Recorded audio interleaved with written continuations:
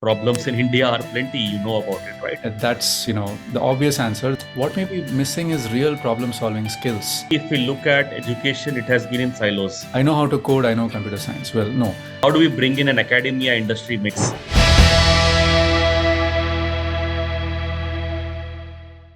Welcome, Professor Karthik.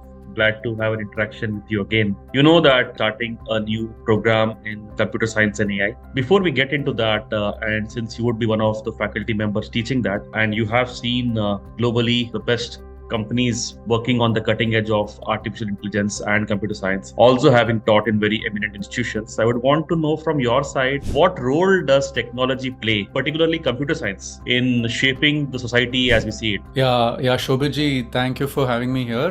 Really a pleasure. And like you said, I like the mix of academia and industry. Worked at Amazon and Meta before, and currently affiliated with Chewy.com and also at University of Washington, Seattle as an affiliate faculty. For your first question, what role does technology play? So the obvious answer is, we have a cell phone here, we have a laptop, and we have web apps, and we have mobile apps. Now, how to build these apps, what goes behind it, how to make sure the apps are working, a lot of that is just computer science. From data engineering to coding to artificial intelligence. That's, the obvious answer. The not so obvious answer is like, with the advent of artificial intelligence and machine learning, the things that we thought was impossible in the past is now possible. For example, you can take your phone, and there are apps these days where you take a picture and someone is, in modern terms, or Gen Z would say photo bombing, and just circle them or circle that object or that person, and it just gets erased as if it was not there. So this was something unimaginable in the past. Without the advent of advances in data engineering and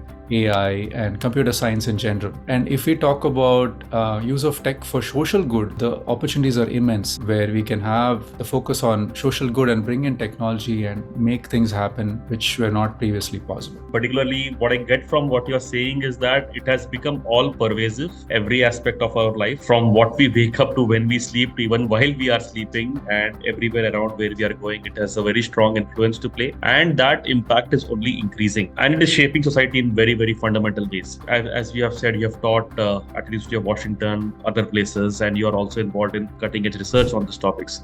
So what do you think is missing from the tech education today? What may be missing is real problem solving skills. People sometimes think, with respect to computer science, I know how to code, I know computer science. Well, no. Computer science is not just coding, it's also problem solving. Thinking critically about business decisions and building products. It's the whole landscape of things. If there was a program that can bridge industry and academia, and not just have an academic focus on computer science, but also bring in some relevant context from the industry, and then there's a collaboration. So those kind of programs are kind of missing in some places, and having more of those would be really good. Thank you for sharing that, because exactly taking feedback from you and people like you is what we are trying. That how do we bring in an academia industry mix? What do you think tech education in India, particularly if India has to take a lead, what do you think India needs particularly? I believe India needs startup incubators. If universities can accelerate and provide opportunities and incentives for students to build startups while they are in the university, the combination can lead to powerful ideas coming out into potential products and companies. Yeah, that's very interesting, Karthik, that you're mentioning this, because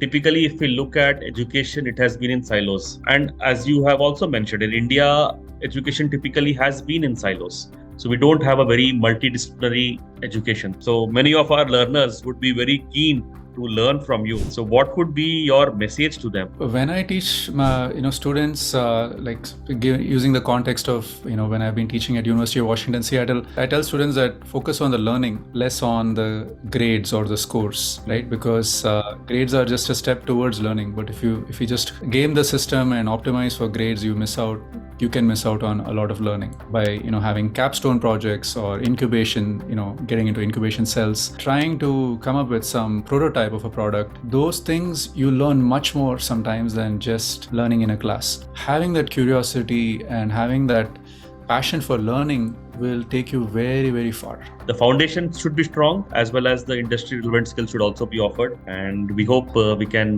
with your support, deliver such a program to the learners who are looking forward to this course. It's really amazing to see.